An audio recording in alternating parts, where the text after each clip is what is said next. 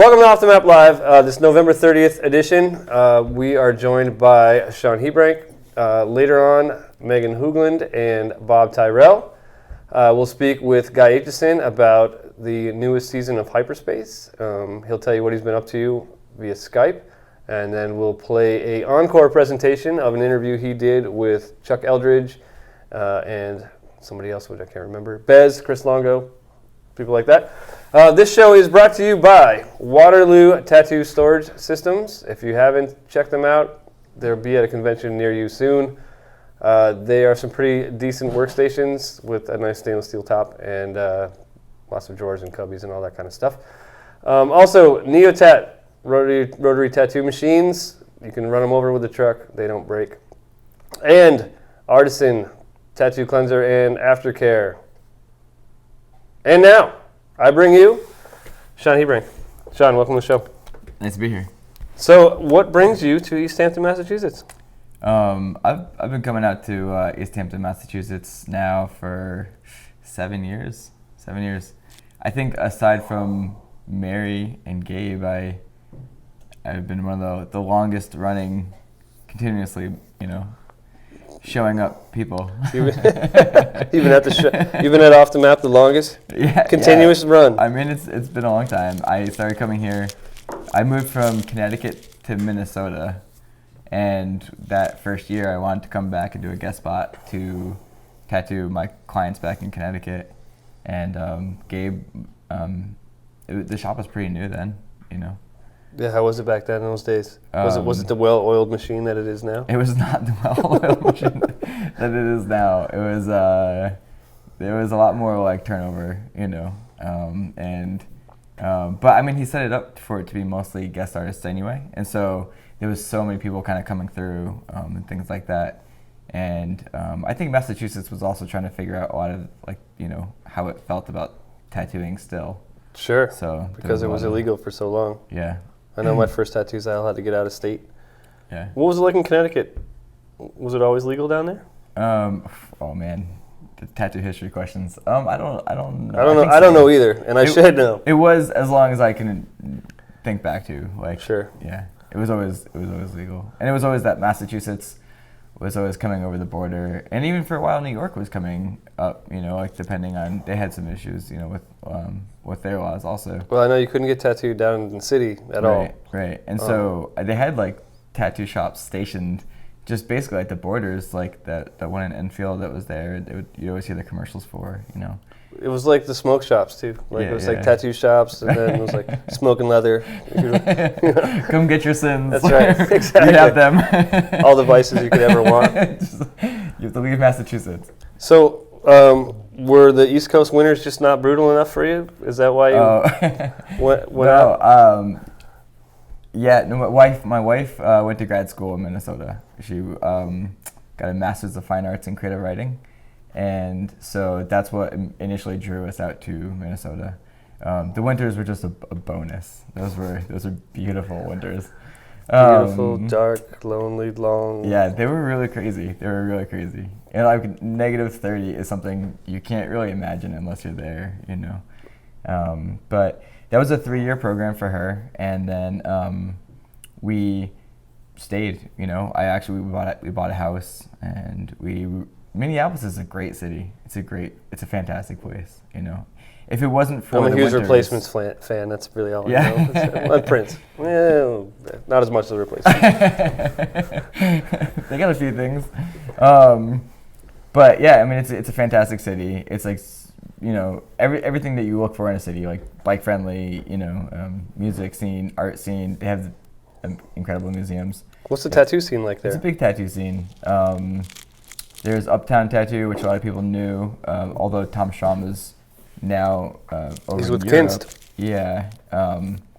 He was there for, the last 10 years or something. Oh, yeah. And funny thing is, he's from here. Yeah, right. The sister shop of where I was in Connecticut. So, and there's a lot of fantastic people out there at that shop that are still there, even after he left. There's a lot of there's a lot of tattoo history and culture around. It was Mike Malone was in his last years were in, the shop's, I'm missing the shop's name right now, but don't worry about it. So you made the move from there to, well, recently, almost a year ago now. Almost a whole year ago, I moved to Fort Collins, Colorado. Fort Collins, Colorado. Yeah, to work at Tribal Rights Tattoo. How different is it there than where you were? Well, Fort Collins is a huge college town, so the biggest difference, tattoo shop wise, was that in Fort Collins, our block, like a block and a half, has like 4 or 5 tattoo shops. Damn. Yeah, I've never seen anything like that before. It's like Tattoo Row. I moved there for the tattoo shop.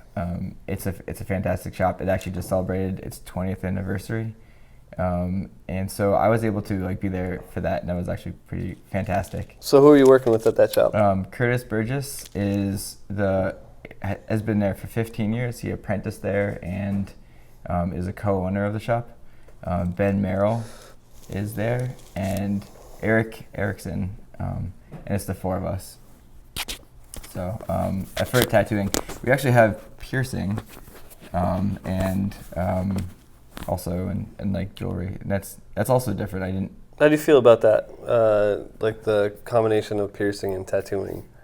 It's funny, it used to just be the norm, and then shops started being like, oh, we don't do piercing, and for a decade I was on board with our shops don't do piercing, but having it there, it's funny how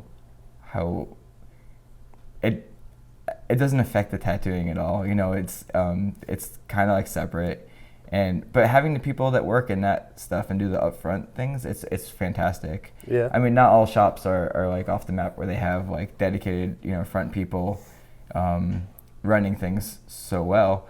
A lot of shops are just like, there's some guy, whoever's closest to the door answers, right. Talks to the person first. If you happen to be walking by, you answer the phone. Right. And so we have like the piercing side has also like the kind of dedicated front people, and they do all the books, and they keep us super.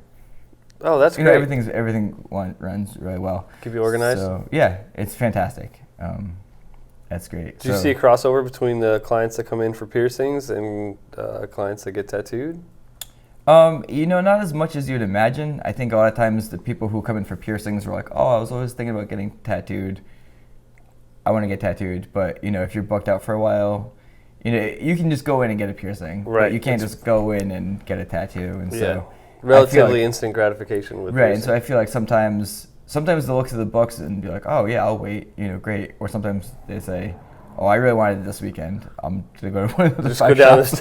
down the block. Yeah. So, but a lot of times, you'll be tattooing someone for 5, 6, 7 hours, and they'll have a friend with them, and their friend will go buy a new pair of earrings or some because they have a really high-end jewelry and stuff like that. It's sure. not just it's not just your average piercing side of it. So having that stuff, it also gives people who are there just beautiful stuff to look at. There's a lot more happening. And as a lot of the custom tattoo shops, we don't have flash, so the people who are waiting can't just flip through the flash books or something. They're just gonna look through the same magazine that you've had out front for the last 2 years. 20 years. Yeah, right. Off the Map is guilty of that. I was looking at a magazine that had an interview with Russ Abbott from 5 years ago. Yeah. It's not even the same. Right, They're asking him questions and he's not the same tattoo shop. I don't think he even believes that anymore. Well, I guess it's good to have the history there. Yeah. How many filthy people have touched those? Mary, clean them up, please. Please, new magazines. So are you formally trained in art? Not formally. I did a year and a half at an art school down in Georgia, and ran out of money. And so, how did you go from? Were you interested in tattooing before you did art, or was it after? I think I was interested in it, but it was as much interest as just saying that you're interested in it. Tattoos are cool. Yeah, I had one. It definitely wasn't a very involved. I didn't do a lot of research. applying to a college for art was an easier path than figuring out how to get an apprenticeship. You know, there was information that they would send you to your house on how to apply for college. Sure. Absolutely. Tattoo shops had sent me anything in the mail that said, "Hey, if you want to be a tattooer, this is how you do it." You know, so quite the opposite. I went that way, and it ended up working out well, but it was definitely it felt like the path. I don't know. It was just the path I chose, I guess. Now, did you get tattooed before you became a tattooer? Was that something? A couple, yeah. Because I know some tattooers that have absolutely no tattoos. It's not the norm. Right. But Boris, you know Boris? Yeah. From Hungary? Yeah. No tattoos. Not a single one. Huh. I gave him shit about it, and I saw him in Italy. He's like, "I'll get some eventually." I was like, "You don't even know what it feels like." Yeah, I mean, I guess that's the thing is that, you know, being a heavily tattooed person, you get tattooed by different people, and you know, I have an entire front piece by Jeff Gogwe. You know, he doesn't have to be nice. People will still get tattooed by him, but he is nice. He will put down a heating pad under a towel at a convention so that you don't shiver in front of everybody. You know, he cares about your comfort, but he like I said, he doesn't have to. You know, so like learning those kinds of like how to have empathy for the people you're tattooing. I don't see how you could. I mean, obviously Boris has amazing tattoos, so. Well, feel free to call him out on it. Like I just did. But I feel that I learn as much about how to like interact with the client from people I admire as I do tattoo tricks or skills or, you know, whatever you want to say, you know, techniques. So how long have you been working on the chest piece with Jeff? I guess we basically just finished it up, but it was 43 hours in about 3 years. 3 years? Yeah.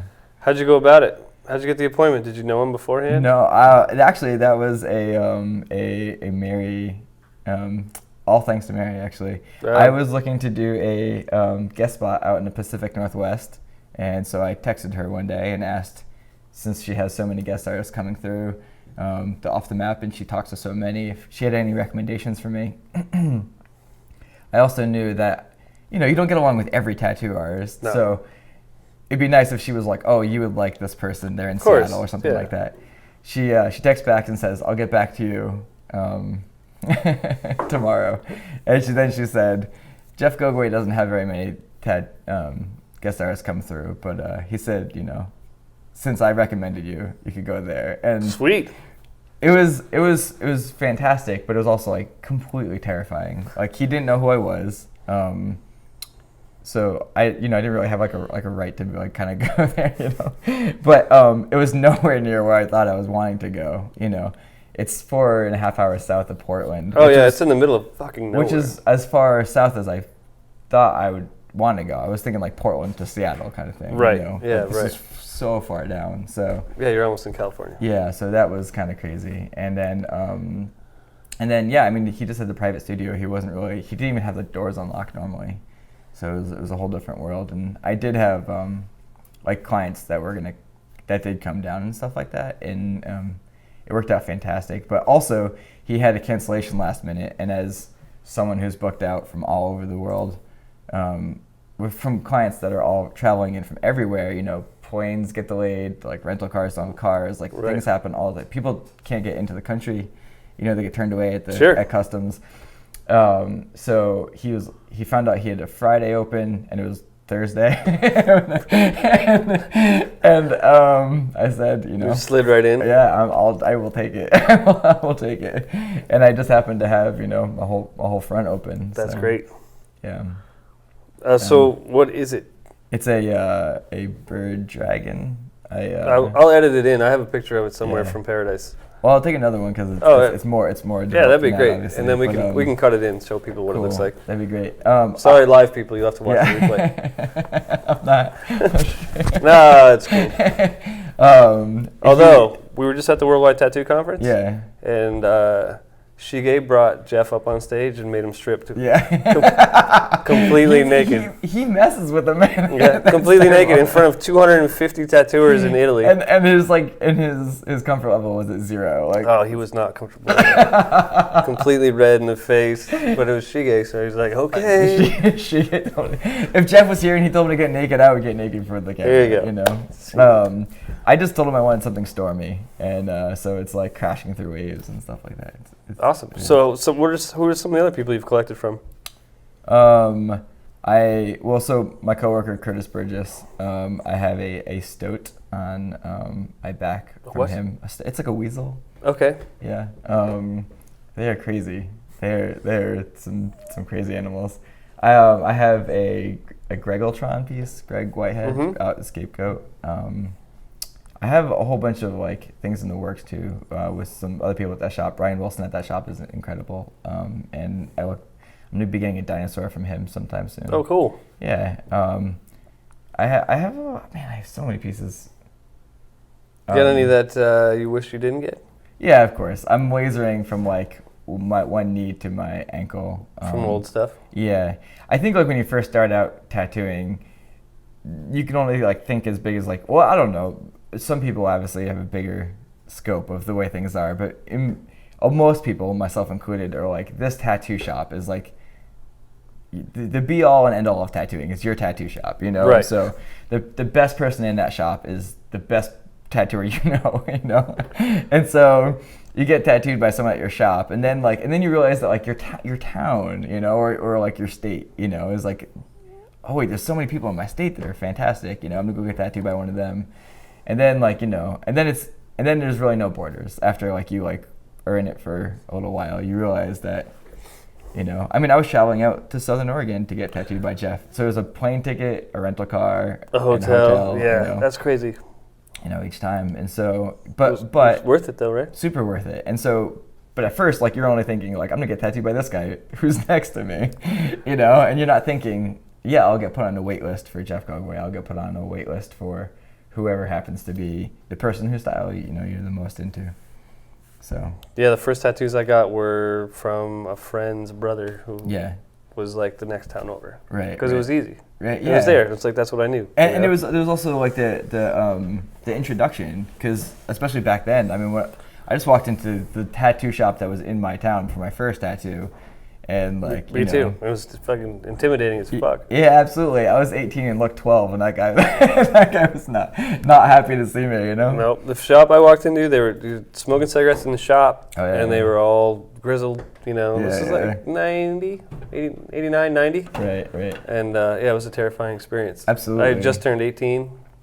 It was very scary. And so when you know your brother's friend who tattoos, like, even though it might be in some terrible place, at the time you're like, oh, well, that's less scary. It was definitely less scary than going to just the shop where I didn't know anyone at all, and walking in at 135 pounds being like, can I get a tattoo, please?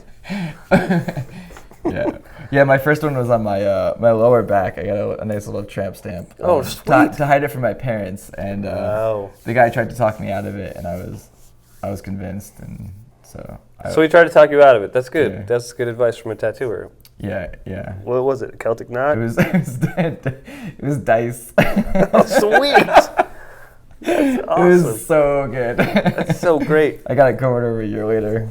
So Nick Baxter covered over a year later. Yeah. How do your parents feel about tattoos?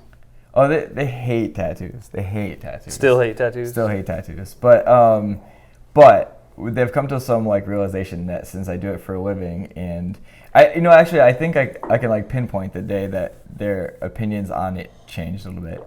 And it was the day that my dad called me up and said, Shawn, I was trying to do some genealogy research on the internet, and I Googled Hebrank, and every fucking photo was yours. Like, every single thing. It was just Shawn Hebrank and tattoos every day. And, like, you know, he's a business person. He's, like, an engineer and a business person. And so they hate tattoos, but the fact that, like, if you go on sites like, yesterday there was, like a BuzzFeed was, like, 10 most literary tattoos or something. And a tattoo I did of a Virginia Woolf quote is up there. You know, the idea that... and I know that's like BuzzFeed's choice, not like the Sure. a tattoo collective choosing. But the fact that not only do I do tattoos and I make a living and I can provide for myself, but that also like the marketing and the business side of it is kind of taken care of, and that You can respect that. once he saw that, I think he had a respect for the fact of it as a career, and so he hates the tattoos, but the idea of it being a career doesn't like hurt his feelings anymore. So I'm going to ask you one more question, Yeah. and then we're going to bring on Megan Hoogland. We're going to run an ad first. So it's going to be a little open-ended, I guess. You went to school with Nick Baxter. High school. You kept in touch all these years? Not a whole bunch. No?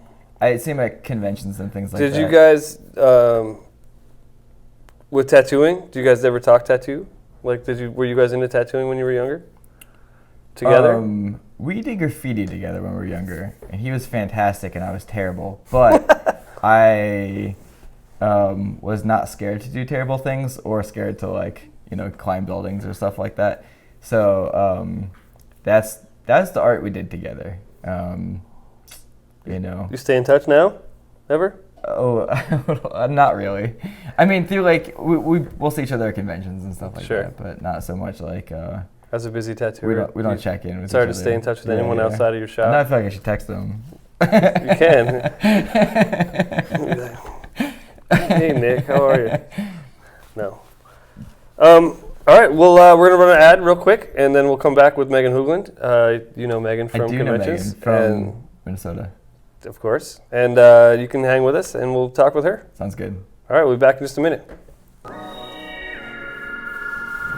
I should put this thing in.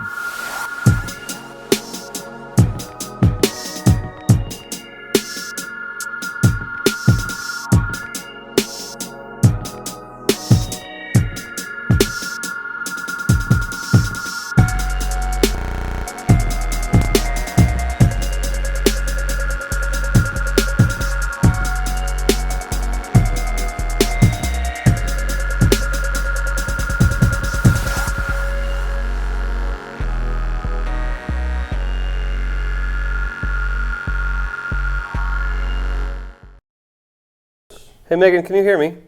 Yes. Oh, cool. Welcome to Off the Map Live. You are live on the interweb. So you can hear me then? I can definitely hear you. Good. And I'll be able to see you in moments. Okay, good, because otherwise that's weird. Now I can see you. So how are you? I'm good. Um, Hi, Megan. How are you doing? Good. So can you see us, or you just see like a little Gabe Ripley with a spiral on his face? Just a little cute little Gabe. So I guess we'll just do this like a radio interview. You're gonna just have to pretend you can see us. Okay. So, how long have you been tattooing? I know you've been tattooing for quite a while. Almost 20 years, maybe? Almost 20 years. I kept track of it for a long time, but right now I don't know. I think almost 20 years. You think? I think it's around there somewhere. How did you get into tattooing? Fate. Fate. Can you fate. elaborate It was a little bit? Yeah, the guy I was seeing at the time told me that I should ask for an apprenticeship at a shop that had just opened. So I did. Were you doing art at that time? I was kind of doing like pencil drawings at that point, but nothing major. I was a waitress and a bartender. And I don't know, I went in a shop and asked for an apprenticeship and showed them stuff I'd done in high school, and they took me on.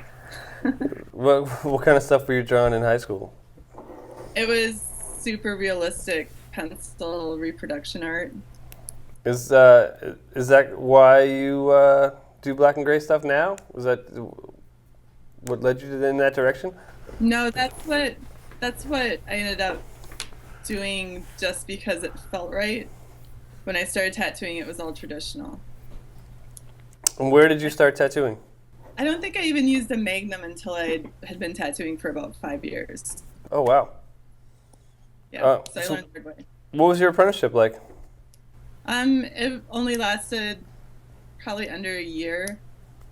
Like, I was running the shop after a few months, and I don't know, back then it wasn't anything like it is today. And there were definitely no females tattooing. I could count probably the number of females I knew tattooing on one hand. Was it challenging for you as a young tattooer? Yeah, because after about just doing it for about a month, I knew that it was what I wanted to do for the rest of my life. And it looked like me learning how to tattoo technically in the business was going to be challenging because everyone was kind of having a hard time at that point because nobody was really sharing information. So it was really tough the first couple years, and then I started traveling to conventions and meeting other artists, and that's when things really took off for me. So the people watching want you to speak up just a little bit if you could. I can hear you fine, but apparently the folks watching at home want you to be a little bit louder. Thank you. Yep. So you travel quite extensively. I've looked at your travel dates, and have you been traveling this much your entire career? Probably just for the last 10 years. I think in the last couple years it's gotten a little out of control because there's so many more shows and more shows that I want to do. Plus there's some that I feel obligated to do because they're put on by friends of mine, which I'm more than happy to do. But at this point I have to turn down a lot of people and just do the shows that I know I'm going to be busy at and I have clients at and that I really want to do. I know I've noticed there seems to be like 4 conventions every weekend now. Do you think that's hurting tattooing? I actually haven't really thought about it. I'm trying to just concentrate on myself right now just because I'm so busy that if I don't concentrate on what I'm doing right now, I'll just get sucked into everything else going on in the rest of the world and the tattoo community, which isn't a bad thing at all. But for me right now, with 4 kids and a baby and a shop and traveling, I'm really just concerned with my own travel schedule and keeping my customers happy. But if I was to answer that question on the spot, I'd say I don't think it's really hurting them. I think it's just getting more of the general public in to get tattooed. So what are some of the challenges of being a parent and a full-time tattooer with, a very long client list?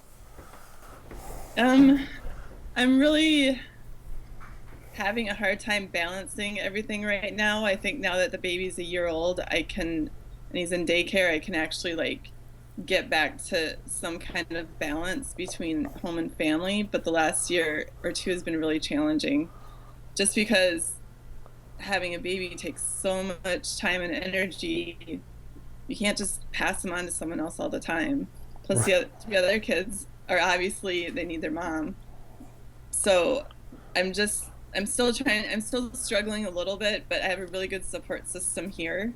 So I'm still able to travel and work as much as I need to and take care of the kids.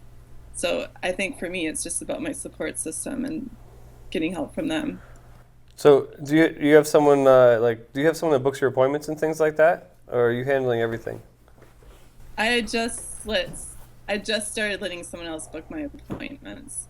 Before I was doing the appointments and emails all myself, but right now I have an automated message for emails, so I get back to people whenever I can, and I look to see what they have. I answer my own emails, and then once I give them the okay for an appointment, then the receptionists make appointments for me. Oh, so that's got to take some workload off. That's got to be nice. Yeah. What? So, I know you can't see me. This is Shawn Hebrank. I know you're from Minnesota, but was it hard to trust that person that after so long of doing it all yourself? I actually just started having someone do my booking too, and it's been so helpful. It's been amazing, but it was scary. It was scary. I was worried I was gonna show up at work with But I mean, at some point there might be a double booking somewhere, some miscommunication. So there's always that risk. But I was getting so busy that I was making the mistakes myself. Right. So something had to give. Right. I don't know. If you have someone that's smart and dependable and you have a good checks and balances system, because I do my own emails and I make sure that people know how much it's going to be what kind of time frame they're looking at, how much time they need to ask for, then the customer already knows what to ask for, and the receptionist also knows what to ask for, so they kind of balance out themselves too. Right. So it's a lot of work. I noticed in some of the stuff that you sent us some geometric work. Is that something that you've been trying to get into recently? Have you been doing more and more of that kind of stuff? Yeah, I think so. Just it's something like I'm not a very, I don't want to say creative, but I'm not a custom artist. I'm more of a reproduction, which to me means that my brain's a little bit more mathematical than it is creative. So I've just found myself really drawn towards that. Like I'm doing a lot of skull paintings right now, like painting on actual animal skulls. And most of that ends up being geometric too and symmetrical. So there's something about that that resonates with me. Are you looking to do more of that kind of work? Yeah, I really love it. It's really tedious, but there's something in me that likes that. So I'll keep doing it. So what kind of travel plans do you have coming up? I know you like you said, you're starting to get back into traveling again. Where are you going to be? I just did Richmond last weekend, which is a show I do every year. And then I've got a guest spot at Phil Holt's shop in Tampa in January. Then back at his shop in February. And then I'll do the Salt Lake City show in March. And then back at Phil's shop because it's in Florida. And I love him. He's such a good guy. Back at Phil's shop in April. And then I'll do the Ink and Iron show in June. So what are some of your favorite conventions that you've been to? Always Richmond and Salt Lake City. Salt Lake City is a really good show. Well, what makes it a good show? They just have an amazing group of artists there. Like it's not anything like I've seen before at another show. Like the biggest shows in the country always have amazing artists, but the quality of artists at the show for some reason is just different. Like everyone's friends and everyone gets along, and it's amazing. It's hard to describe because Salt Lake City is not a place that you would think would be a good tattoo convention, but it actually is. Well, I guess it depends on what you're looking for in a tattoo convention. You know, Salt Lake City to me doesn't scream party or anything like that. No, that show on really cater to the artists, and most of the customers that come there have actually done their research, and they're there to get tattooed by specific people. So it's not like some shows where it's just general public flowing through just to see what's going on. They're actually there to get tattooed and hang out and buy artwork. So it's good for everybody. Yeah, that sounds great. I've never been. Have you been, Shawn? No, I haven't. It's actually really close to me now that I'm in Colorado, though. Shawn, you need to go. I'm sorry? Oh, yeah. It's they have like a crazy wait list. I think that I was talking to someone who was a really good tattooer, and they were like, "Yeah, it'll be like 2 more years," you know. And Megan, can you get him in? I think you should call them. I don't think that's the case because it's in a big convention center, so they've got plenty of room. Huh. I'll look into it. Sounds cool. I want to go now. You did a good job selling it. So are you selling some of these hand-painted skulls that you're doing? Yeah, I'm actually getting ready to do an art show in March, so I'm kind of keeping them hidden until then. Oh. There's one back there on the wall, but that's all you get. It's very dark and mysterious right now. Yeah, right. It's actually a lot of fun, and it's becoming kind of an obsession for me, so I can't wait till March when I can show everybody what I'm doing. Are you just buying like the skulls on eBay, or do you have like a source? Dude, I live in southwestern Minnesota in the middle of nowhere. Yeah. There's skulls everywhere. You just find them?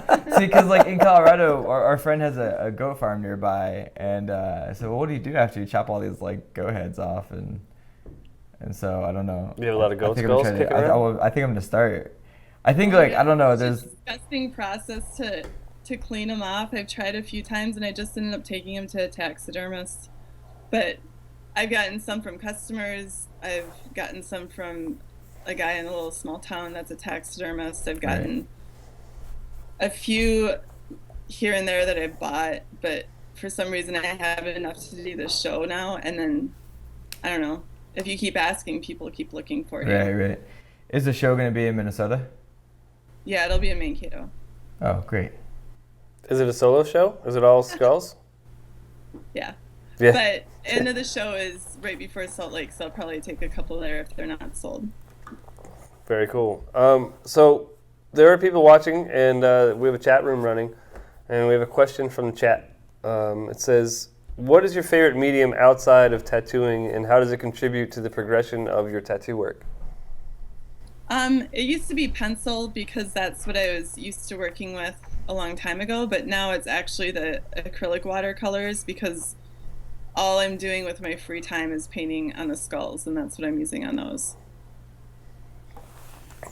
As someone who doesn't have kids and has no free time, how do you have a shop, kids, and free time to paint on skulls? Oh my god. Yeah, do you sleep? I actually have to schedule it in at this point. Like if I get free time, it's usually grocery shopping. Yeah, right, So exactly. if I need to get ready for the show, I'm going to have to think ahead on when I'm going to be able to work on it. And it's really been hard so far because, like, you can't just sit down and be creative. At least I can't. Like, it's a process. Like, you have to sit down, and if you think about it, and then you have to morph whatever comes into your brain into something that is actually cohesive on skulls, which is almost as hard to work on as humans. So right now I've just really been trying to work as much as I can on those, but yeah, it's been challenging. I forgot what the question was. I'm sorry. Just having free time. How do you find the time? You know, do you ever make time to just do nothing? Because sometimes you need time to just do nothing. So that I'm actually taking a vacation in January for 5 days. Awesome. And no tattooing. Otherwise, like, unless it's really hard to give myself permission to take free time because I do have kids and I do have a shop and I do have a husband who always seems to come last, and that's terrible, but I'm working on the balance and it's really hard to figure that out. So right now I've got Kelly in charge of the shop. I have a nanny in charge of the kids. I have daycare for the baby. Like, it's starting to fall into place. So I really appreciate my husband's patience up until now because I know it's been really hard for him, especially. I saw him at the Eugene convention with the stroller. Yeah. While you were like going back to get food or something, like in between stuff. So I saw firsthand that he was doing a fantastic job with helping you. I think that was the first time he was forced to take care of the baby by himself too, so he did a good job. Yeah. He didn't lose the baby or anything? No, they had a moment, but they got through it. I think he wanted to go fishing, so he got the stuff to go fishing and got there, and he knew the baby was kind of going to start getting crabby, but yeah, then it escalated from there, and I met him in the parking lot. It sounds like you're building a pretty good system around yourself. Yeah, that's why I'm still here. I've got my parents in town. I've got really good friends to help me. Like, I don't think I could do much better than this right now. Because you always think in your head, oh, I could be in a big city, I could be busier, I could be charging more, but actually I can't. I can't be any busier and I can't be charging more, and I've got the perfect setup here, so I'm not going to destroy it by trying to move somewhere else. I'm in the middle of nowhere and I kind of like it. It's hard to find skulls on the ground in the big city. Yeah, it's not going to happen. Well, if you're finding skulls on the ground in a big city, you're in the wrong city. That's the wrong city. Don't pay on those skulls. Totally the wrong city. So yeah, I've got a lot of customers that fly in, and I get to travel a lot, so I get my fill of getting out of the small town life. But other than that, I'm so freaking busy that my head's spinning. So I'm pretty good where I'm at. we're going to be talking with Bob Tyrrell in a few minutes. Do you remember when you first met Bob? I don't remember when I first met him, but I remember when he first started. Yeah. Yeah, he was really quiet and really timid, and I think he was a little bit heavier then, but he's such an amazing artist and has been since he started. I'm almost jealous because he started a lot later than I did, and his work is just immaculate. So, have you ever run into Bob at a convention when I was late? You know. Yeah. Why did he bring that up? No, he did not. Not yet. We are the last one to be tattooing, and one day I decided to ask him to race, and I ended up being the last one there, and he was so proud of himself. Because he actually wasn't the last? Yeah, because he beat me at a race. Oh, that's great. Yeah. I've stumbled across Bob at many a convention, late night. He's always awake. No matter what, if you're awake, he's awake. Mm-hmm. It's amazing. Yeah, he's a really hard worker, and he likes to party. He does. But, he's got a lot of people fooled because he tattoos until super late, and then he starts to party. Yeah. But the rest of us have already been at the bar for hours, so he's got a trick. But, all right, well, thank you for talking with us. Do you want to stick around when I bring Bob up? Sure. Cool. We're going to run a quick ad, and then we're going to dial up Bob, and we'll talk. We can all talk together. Sounds good. Cool. We'll be back on the other side of this ad. My name is Bob Tyrrell. I started tattooing in 1997. I specialize in black and gray, mostly photorealism and portraits. People think I've been tattooing forever because I'm old. I think when I started, it was the perfect time for me. I got to learn from Tom Renshaw, doing the best portraits in the world. So I'm out here at Off the Map Tattoo in East Hampton, Massachusetts, to visit my friends, to tattoo, and also to film a DVD. I'm tattooing a friend of mine, Chris, drummer for the band Jenna Torturers, doing a portrait of Frankenstein. I'm a huge horror fan since I was about 5 years old, or as long as I can remember. So I love doing anything horror related. And as I'm tattooing, I'm going to be just talking my way through it and explaining what I'm doing as I'm doing it, how I approach a portrait, how I make the stencil, how I mix my inks, and just anything to do with technique I'll be talking about. There's no right or wrong way to tattoo.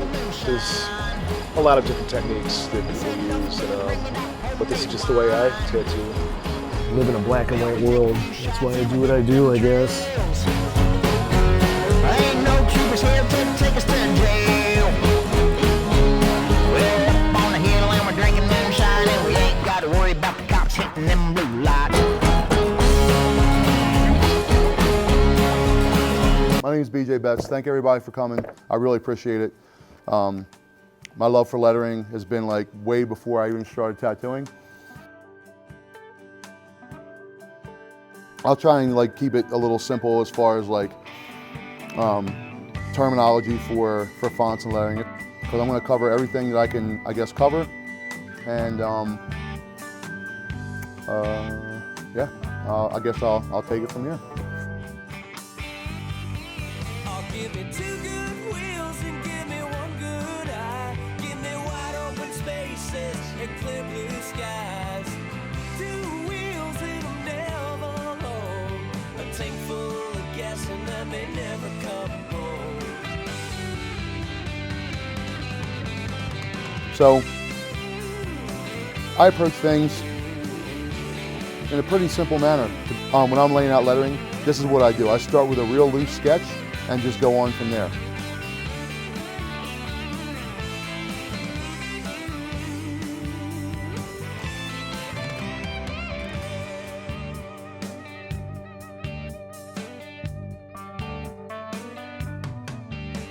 So all winter long, they eat canned soup, pickles from a jar, yeah, you know it's the truth.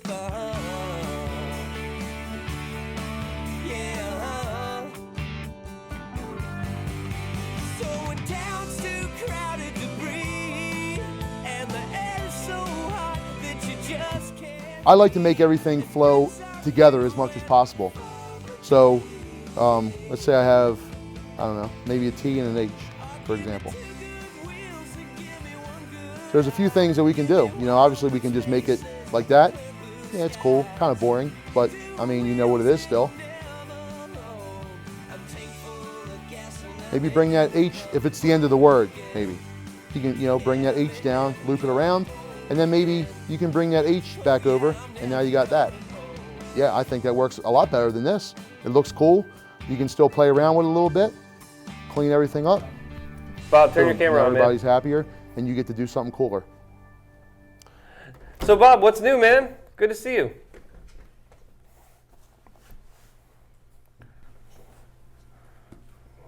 Hold on, I don't think they're. You gotta cut back to them. This month. So I'm going back out in December, then coming back home for Christmas. Then I'll be going out December 30th to LA, and I'm going to spend most of January and February there. And I'm doing the DC convention in January. I'm trying to cut back on conventions, but You've been telling me that for a year. for like 5 years. Yeah, you haven't done it yet. Well, I did a little bit this fall and last summer. I stayed home most of the summer. I had 2 conventions in June, July, and August, and that was it. So Right on. so it was cool. I love Detroit in the summer. It's the best place for summertime weather, I think. You got snow there right now? Yeah, well, yeah, it snowed Friday night, and then it melted Saturday, and it was like 53 today or something. And then tomorrow it's going to be like 32 again. So Wow, I got like a foot at my house. yeah, you guys got nailed, man. Yeah, totally. You still have it all? Did it warm up there? Yeah, it warmed up a little bit today. It was like in the 40s today. But my house is about an hour north of here, so it's going to stay at my house. Down here where the shop is, it's melted, but... Well, you like to snowboard, so... Speaking of which, I just got a pretty rad new snowboard from you. I got that Bob Tyrrell Signatures Nitro board. Cool, man. It's pretty rad. I can't wait to ride it. Derb and I are planning a snowboarding trip very soon, Awesome. so I want to bust it out for that. Cool. How many of those things did you guys make? I don't know. I got 3 of them. They're on sale on Sullen's website. But I don't know how many total there are for each one of them. They look rad. Yeah, they all came out killer.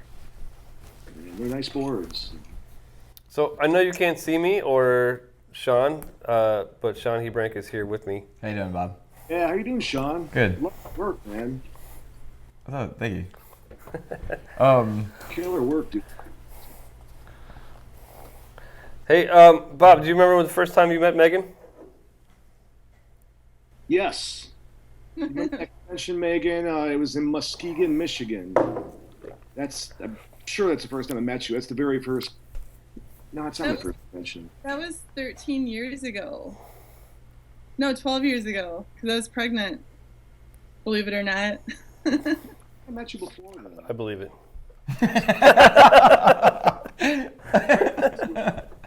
That's how I gauge everything, is how old my kids were at what time, or when I was pregnant with who. I don't remember you being pregnant. Is that the first time? Do you remember meeting before then? That convention? I've been doing conventions for like 14 years. I'm a I tattoo. just remember you in Detroit, and you were super new and super cute because you were so timid and shy. I Yeah. was shy in high school and stuff, but What happened? More. I don't know, man. Maybe I started drinking more. I quit smoking weed. That's what happened. Ah, Right, so I was a pothead in high school. I smoked all before first hour, lunch period, skip a class, smoke after school. But I think weed made me kind of quiet and shy, But I quit when I was 18, and but I'm a little shy still. But a couple cocktails helps that, Well, you started tattooing when you were how old? 34 when I started. So you started later than most people. Yeah. Yeah. I'm pretty sure I met you in Detroit at one of those shows. Okay. I don't remember. That's you had really long hair. I think back then when I first met you. Mm-hmm. But hey, Bob, I got a question. Do you know Ralph Nonweiler from Germany? he's fucking amazing. He wants to know why you love doing portraits, and then Megan, I can ask you the same question. But Bob, why do you love doing portraits? I don't know really. Like, when I was a kid, I wanted to be an artist because my dad was, So I was always drawing, but I always remember like drawing faces. I would draw Alfred E. Newman from Mad Magazine all the time. I was drawing like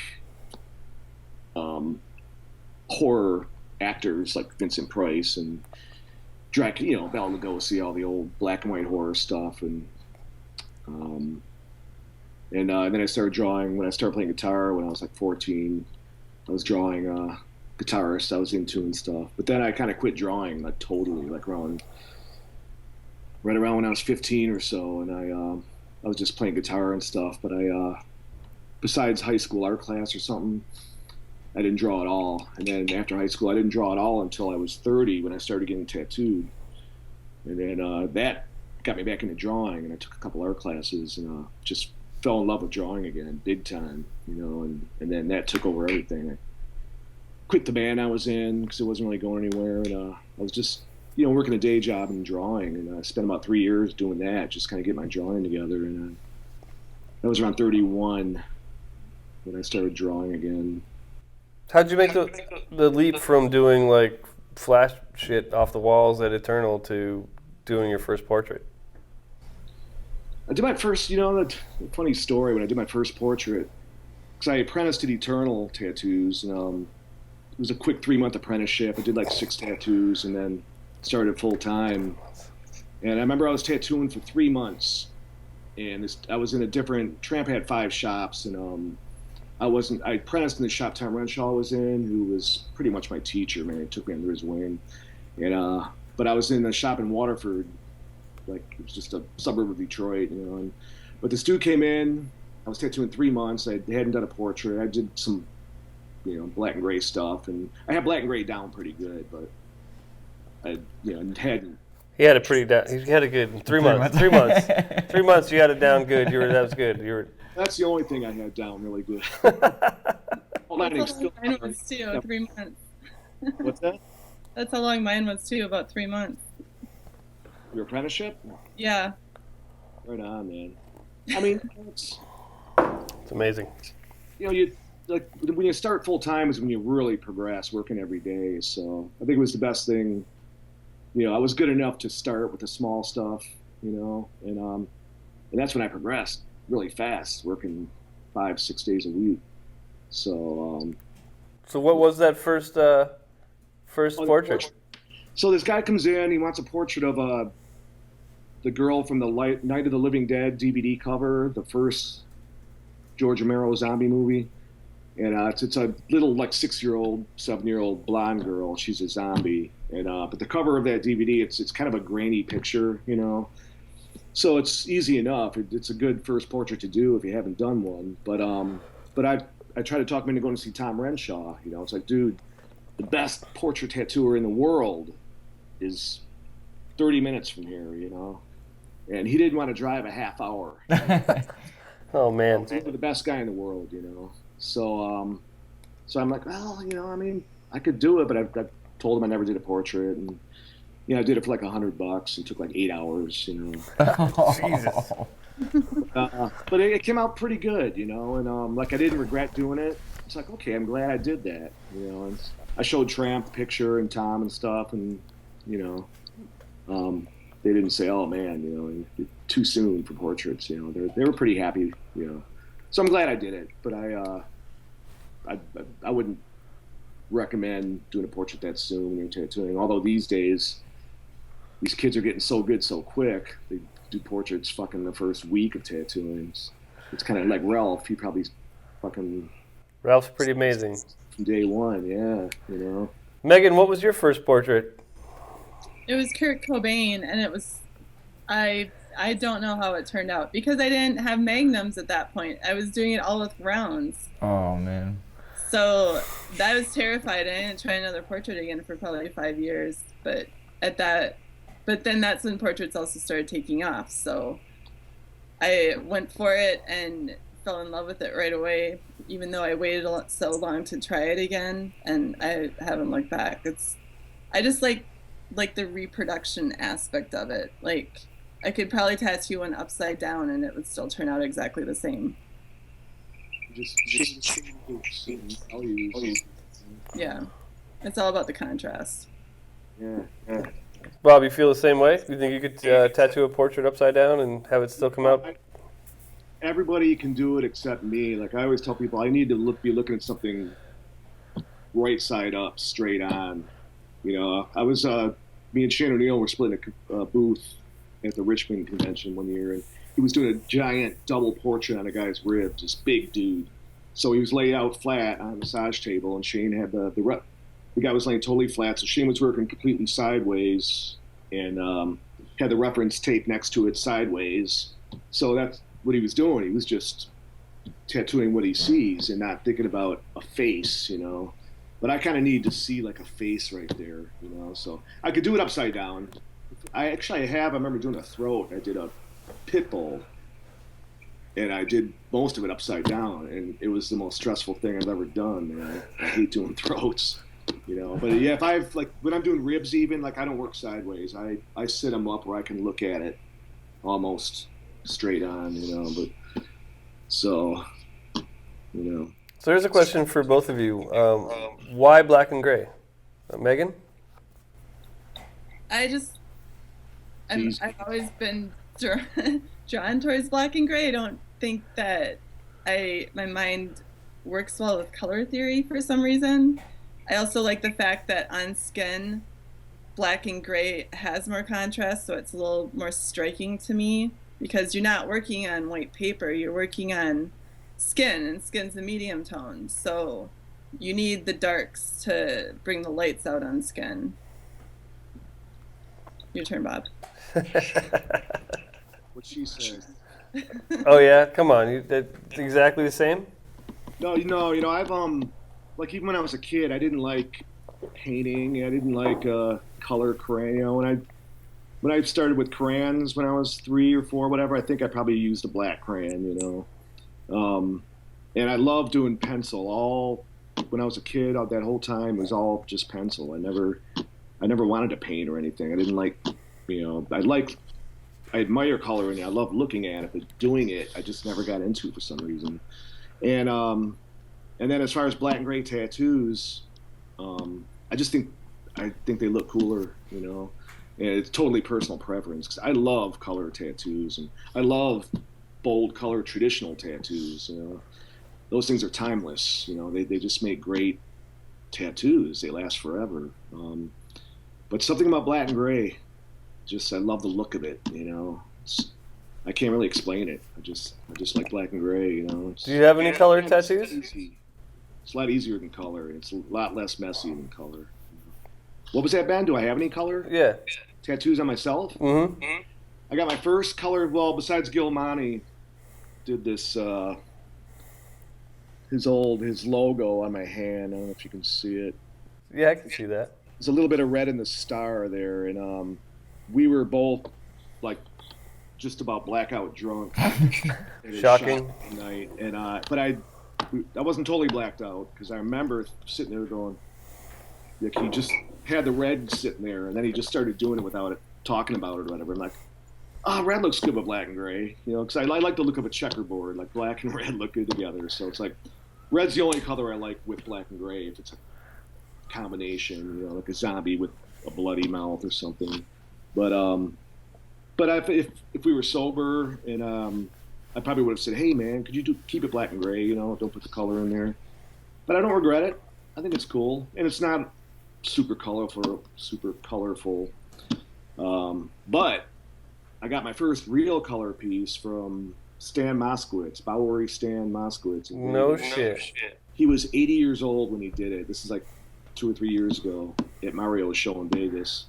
And I always wanted to get a collector piece from Stan. He's one of my heroes in tattooing, you know, one of the pioneers of New York City tattooing, you know. So he's like, yeah, I'll do my logo on you. And I didn't even know what his logo was. I'm like, that sounds cool. And then he's like, it was the Sunday at the Vegas convention. I had an appointment. I was doing a portrait of Bill Murray, and horribly hungover, maybe still even a little drunk. That we're in Vegas, you know, so you lose track of time, and you're up till fucking 7, 8 in the morning, and then got to get up at noon and tattoo. So I went down. I was setting up to tattoo, and then I ran into Stan, and Stan and Eddie were there, and I ran over and talked to him, and Stan's like, "Oh, let's do it now," and I'm like, "Oh, I got a tattoo, man." He goes, "I'll take like 45 minutes." Oh no, I think he said it'll take like 20 minutes, and it took 45 minutes. But I'm like, "Yeah, let's do it, man." So I got my tattoo done after that, and it was a pretty good size, like the size of the palm of my hand, I guess. But it was his logo, which is like a fish with a ball-peen hammer and blood. And you know, he used to chase people out of the shop with the ball-peen hammer back in the day. I think that's what that is. That's the ball-peen hammer on his logo. But those guys were nuts. They used to throw people through plate glass windows and all that good shit. Yeah, that shit doesn't happen anymore. No, Now you just write something insulting on Instagram, you know, like it doesn't happen. No one gets their hands broken anymore, you know. But you know what, dude? Give them a bad Yelp review. But since I got that tattoo, now it's on my thigh, and it's up. Like when I wear shorts, all you see is black and gray. My calves, my knees, everything's black and gray. My whole body except for that one tattoo, which is you can't see in the thigh unless I'm naked. So. Oh, good. I hope I never see it. And I pull my pants down all the time. That'll get weird. No, I know. I've seen you pantsless in the bar a couple times. But you know what I'm thinking though now, dude? That I have one color piece. I'm thinking because I want to get tattooed by Nico Hurtado. Yeah, but his black and gray is amazing. I know it was always going to be black and gray because his black and gray is as good as his color, and his black and gray is as good as any black and gray artist in the world, you know. So I thought for sure I'd get a black and gray piece, but just lately I'm thinking, you know, I'm gonna maybe get some color pieces up there where no one's really gonna see them, and it'll just be my collector pieces. I can show them off when I drop my drawers. You know? And but for the ladies. And the ladies, well, yeah, some chicks have seen my one color tattoo. But the Kern brothers were going to tattoo my ass, so Tim was going to do a big bacon cheeseburger on one butt cheek, and then James, I don't know what, but I thought maybe a slice of pizza or something, you know. No, you should have him doing something really complicated, like a really complicated salad or like rice, you know, like because James is really precise. Yeah, it's got to be something really dense and complicated. I'm into it, like that fancy black rice. Yeah, like long grain rice. You know, like something really difficult. Thai food's one of my favorites. I could play the Thai food with rice. There you go. So I got another question in from the chat room. How do you feel, this is for both of you, so Megan, you can answer first. How do you feel about details and single needles? How do I feel about single needles? Yeah. Well, I'm not against them, but I don't use them because I feel that if you can't do something with a 3, then it's probably not big enough to be tattooed. Bob, would you agree? I do agree with that, and I've used a single twice, and I tried it and didn't like it and stopped using it really quick, you know, and it was just I never gave it a chance. But I still say now that I want to learn how to use a single because there's a lot of, when I'm doing a portrait and stuff, there's a lot of little things where the 3 is just a little too big, even if it's a tight 3. Like if I'm doing sometimes eyelashes and eyes, or just real little tight things where it's like, you know, a single would be good for this, but I don't use it. Because I've seen Jack Rudy, who's the king of single needle on the planet. He just does immaculate stuff with a single, you know. And actually a lot of dudes out in LA do amazing single needle work. But I suck at small details for one, you know, and I can't shade with liners. You know, a lot of people will shade with a 3-liner, you know, little detailed stuff, and I can't for some reason. It goes in too dark, and or I can't get it smooth enough. So I use my 7 mag, but my main needle is a 7 mag and a 5 mag tube. They're like 10 gauge bug pin type needles, you know. They call them bug pins, but they're just a 10 gauge needle. So the 7 mag fits in a 5 mag tube. So that little needle I can shade irises and eyes, and I can actually use one needle off the corner of the mag and zap in little eyelashes and stuff. So it's like using a single, and that's how Tom Renshaw taught me. That's what he does. Using the edge of the Magnum, just turning it, just getting that little. For the whole tattoo, except for like white highlights in the end, which I'll use a 3 for white highlights in the end. But I try to do the whole tattoo with a single. I usually do pupils and eyes with a tight 3, and sometimes I'll tighten stuff up with a 3. But 98% of it's with a 7 mag. So anyway, are you using curved mags or straight magnums? Straight mags, because then you can use the corner and get it in the little tight areas. And I tried curved mags a couple times, didn't really like them, but I didn't really give them a chance. Megan, are you using straight mags or curved mags? I use curved 15s and curved 25s. I'm still trying to get Bob to use a 25. I can't even get up to a 15 yet. But it's so much easier. You'd love it. It would go too fast. He'd lose his reputation as being slow Bob. That's okay, because his work's amazing, and he's set in his ways, which is fine, because what you do works for you. It's just my ADD kicks in and I get bored and I have to turn it up and use a 25. But most people tend to work faster than slower. My brains just go slow, man. Yeah, I'm not gonna try and change you either, because you're good the way you are. But like I have to turn things up and work faster because I start losing interest too fast. So yeah. Plus, I also learned from a traditional artist, and all their work is super hard and super fast. So by the time I got to portraits, I was doing them in like an hour. Like I had to slow myself down and start taking time. It helps when you learn that way. I kind of wish I did. I learned like from Tom, who worked pretty slow too, and Tramp nobody was on my ass to speed up. Like, all the stories you hear from people apprenticing, and the shop owner was like, "Hurry up, finish it! You got people waiting." It's like just that old mentality of fucking cranking them out.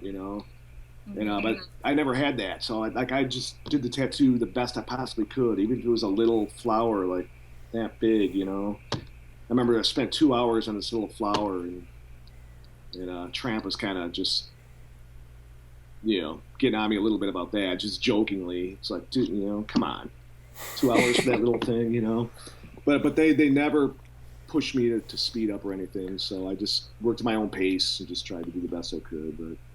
But with that said, I mean, I'm one of the few, and most people are fast and killer, like you. So I wish I was faster. I could maybe do 2 tattoos in a day instead of 1. I'll be done in time to make last call at the bar. I think that's a good goal to try to achieve. Well, I think Bob had a really good point too, is that every single tattoo he does his best at, because I've been guilty at it myself, where you want to get out of there and you just try and go as fast as you can. And if you're going to be a tattoo artist, you need to do that the best you can on every single tattoo. It's permanent.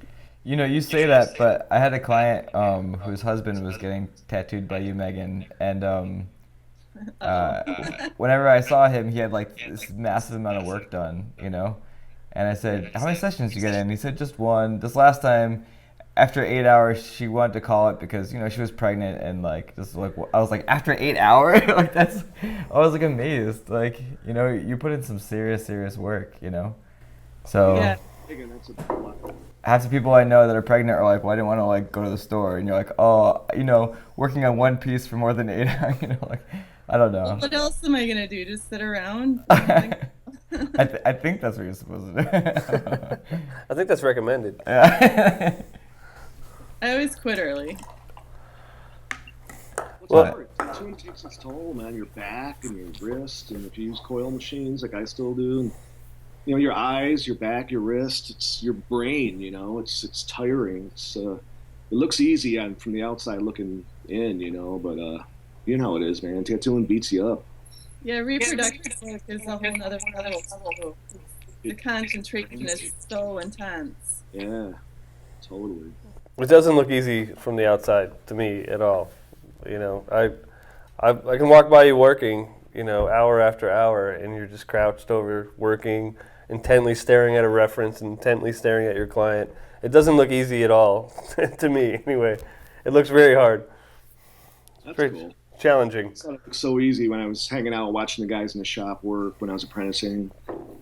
They're joking, shooting the shit. It's like, man, what a cool job, Drawing people and fucking talking shit, And, It looks cool. It just doesn't look easy. yeah, it's definitely the older you get, man. I'm 52 now, and it's like every year is getting worse, man. It's just a 6-hour tattoo. It's like I feel like I fucking laid bricks all day or something. So Yeah, I have to work out to keep my back in shape. Otherwise, it just hurts too much. yeah. How old are you, Megan? Dude, you can't ask that question. I'm 40. 40 years old. When was your birthday? January. Oh, you've been okay. Well, happy birthday, a year late. Happy 40th. Sorry. That's all right. We haven't seen each other forever. Been a while, man. Oh, before I forget, you guys were talking about Salt Lake City. Yeah. It's one of the best conventions in the world. I don't do it that much. It just is always something else going on, but it's one of the best. And Ben, you'd mentioned doesn't seem like a very much of a party convention, but Well, it's Salt Lake. It's one of the best party conventions in the world. Not because it's Salt Lake City, because I hate that town, man. Besides the Jackalope that Nate used to own. Now Roxanne owns that now, I believe. But it's a cool bar, it's a killer bar. But we'd hang out there, we'd do the convention, we'd go out to eat, then go to the Jackalope. And but then Nate, they really take care of the artists, Nate and CJ. That's their top priority, is like you were saying earlier, Megan, that's what makes it such a good convention. They really cater to the tattooers working there. And so they have parties every night, and Nate has a big party room, and there's booze, and they go till 5 in the morning, So it's not good if you got a big tattoo the next day, but it's always been known as a party convention for me, like Richmond. Remember Richmond, Megan, when Billy was alive, and the parties on the 8th floor, and it was crazy. I actually didn't go to it then, but I hear about that every single year. Like Billy's always brought up, and the 8th floor parties are always brought up. Oh, you missed it. They're crazy. Man, Salt Lake City, me and Rodney Raines, it was a Sunday night of the convention. We went out to eat, went to the bar, went back to Nate's party room, and partied until like 6 in the morning. Me and Rodney Raines were tattooing each other at 7 a.m. Monday morning. Oh, damn. Shit-faced. Those tattoos probably don't look great, do they? No, they actually came up pretty good. Tattooed little 15s on each other. It was 2 years ago. We realized we were both tattooing 15 years, so it was probably Rodney. Let's go tattoo each other. We'll do 15s on each other. Rodney's always like the instigator of late fucking tattoos. He's the reason we went to breakfast with all of our booze in hand. Yeah, that was fun, man. It was good. We're walking the hotel restaurant. People are up at 7 in the morning having breakfast, like people who get up early. And we walk in with a bottle of Patron. I had a 6-pack with like 2 beers in it. We walked in, sat down, and got breakfast. And we went through the breakfast buffet, like behind the family with the kids. It's still up from the night before. It was a good time. But Rodney was the instigator of that one. Let's get some fucking breakfast, man. What? That was a bacon fest, remember? Yes, I do. A pound of bacon for breakfast. Sorry, Shawn. Okay. Megan, it was good talking to you. We're going to let you go. And would you come on the show another time? Sure. Great. It was really great talking with you. Yeah, thanks for having me. You're welcome back anytime. And I'm going to see if I can get my ass to Salt Lake. You should. So much fun. I should get back there. Maybe this year. It's coming up in February or March. It's the last weekend of March. You can do it. Oh, shit. I don't know. That's when the Paradise Artist Retreat is. Is it? Yeah. That's a tough one. Yeah, considering I work there. You can't call him sick and make sure of that convention. Gabe, I think I'm going to be ill for the artist retreat, man. My doctor is in Salt Lake City. His name is Bob. Dr. Bob. What's Trump waiting, buddy? There are retreats in the week, so you can go to both. Oh, I can go to both. Gabe said I can do both. Go to both. He said I can do both. Really? Yeah, because the art retreats during The whole world heard that. because the art retreats during the week and the convention's on the weekend. Oh, Perfect. cool. Oh, you could do that. Yeah. I'll just have to skip setup, Gabe. No problem, right? Right. We're all set. I'll Well, have to go this year too if you're going, Ben. that would be rad. Do Hey, it every year, Megan? Hmm? Do you do that every year? Yeah, I'll be there. Cool. hey, Bob, you got a new book out? Yeah. Can you tell me a little bit about it? It's a book. This friend of mine in England that I tattoo. Make a long story short, it's, his girlfriend is friends with the publisher of this killer publishing company. He does limited edition books, and it's all on just bands and just on bands really. They did a Deep Purple book. They just did one on John Lord, the keyboardist from Deep Purple, who just passed away. They did one on Ronnie James Dio, but they're really big, hardcover, come in nice slip cases, or like just different kind of cases and stuff, and they're super limited edition, so they're kind of pricey, which is the only thing. But they, my friend showed the guy my website, and he's asked if I wanted to do a book, and I was like, hell yeah, man, fuck yeah. So we did it. It took about a year. It was supposed to come out a year earlier, and then it got put on the back burner. He had another book, the John Lord book. Yeah. So, but then I'm glad that happened because we added a ton more stuff to it, and just kind of redid the whole thing. And so we spent about a year putting it together, and so it came out in September. We debuted it at the London convention because the books, they're based in London, England, and that's where the books are made. Really nice books, handcrafted in London, England. They're not made in China. And I saw Gabe's. It's sweet, man. It's cool. a nice package. yeah, the hardcover is cool. It's there's a hardcover that's limited to like 350 copies, and a softcover one there'll be 1,000 copies. So that Sullen's gonna sell the softcover version in the States. Cool. Probably any time now. They should probably get it out for Christmas. They should, yeah. I think they were trying to. You got any plans for anything projects in the future? You working on any instructional DVD type things or books or seminars? That I did the DVD that I did with you guys. Yeah. That's been doing really well. And I was talking to Gabe about doing another one. We might do one on like a dog portrait. Some kind of animal portrait, but dogs are kind of my favorite. Hey, why are you attracted to tattooing dogs? I love dogs, man. Love dogs, and I can't have one because I travel too much. I live alone and stuff. So I'm gone. I'll be in LA for a month at a time or something. So, it's just no way unless I had a little dog. But I want to get a decent sized dog. A real dog? Yeah, a real dog. You don't want an LA dog? I never liked little dogs, but I love them now. I love little dogs. I used to hate them, and then I got a Boston Terrier, and now They're rad. I love them. I had a pug for a bit, and they're awesome. Godzilla. A pug named Godzilla? Yeah. Do you live with an ex-girlfriend now? Yeah, she kept him, and then she couldn't take care of him because she worked long hours and dogs in a cage and stuff. So she ended up giving it away to somebody or something. But it's out there. Man, it's out there. Yeah, I'm sure Godzilla's still alive and well somewhere. So when are you taking off to LA? December 10th, I'm going back. I just went out there early November. Came back because I had a fucking gig with this Judas Priest tribute band I'm doing, which, it's fun, but Slayer were playing December 14th at the Forum. Fuck yeah. November 14th. And I had to fly back the day before, so I missed them. Oh, shit. I was in the Forum, and Exodus and Suicidal are playing, and, just all my friends went, and But I'm going to see him here this Friday in Detroit, so I still get to see the show. Where are they playing? The Fillmore, downtown Detroit. Right on. Who's playing with him? It's Slayer, Suicidal Tendencies, and Exodus. So Gary Holt's doing double duty.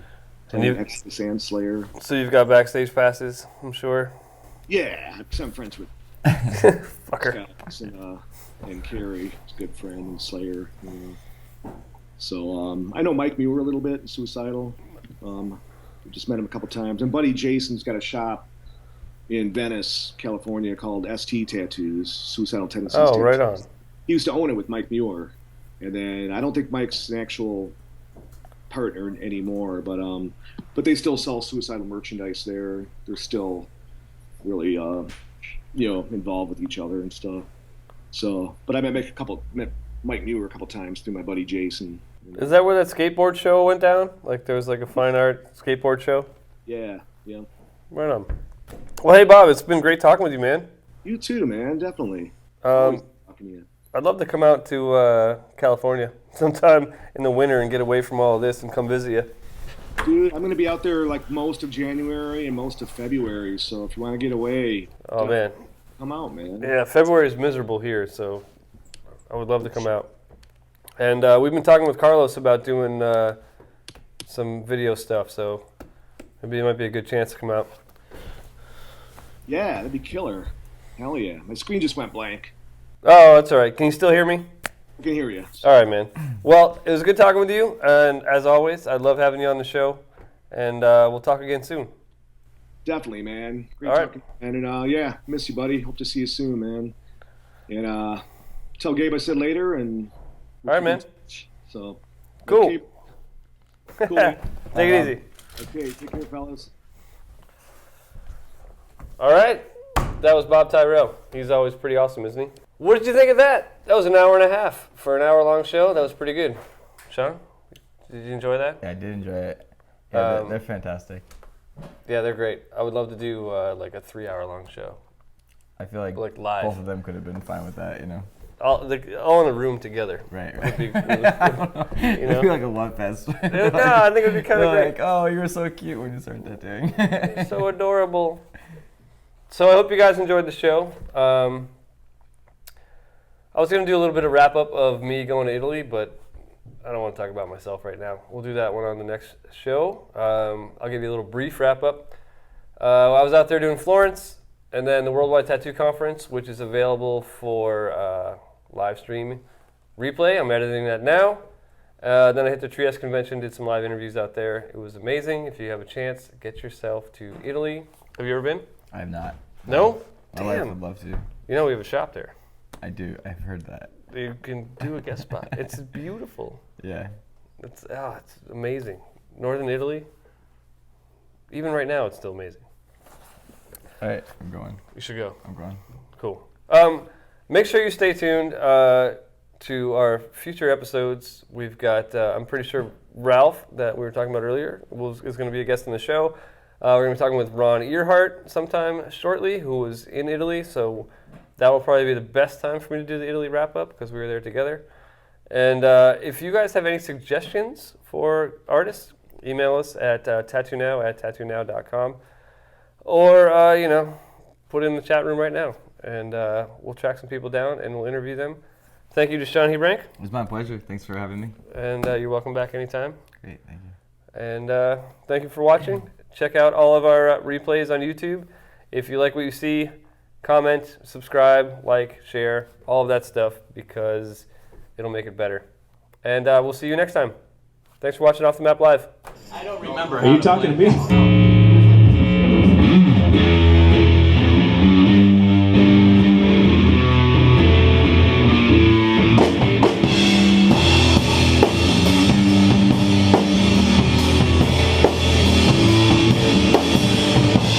If we stay up here all night, playing fast and loose and right, we might see tomorrow.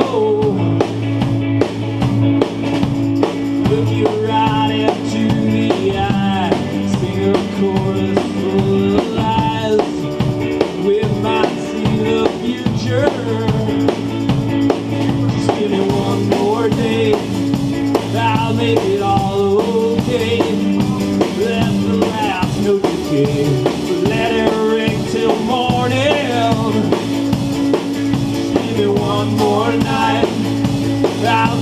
no words right.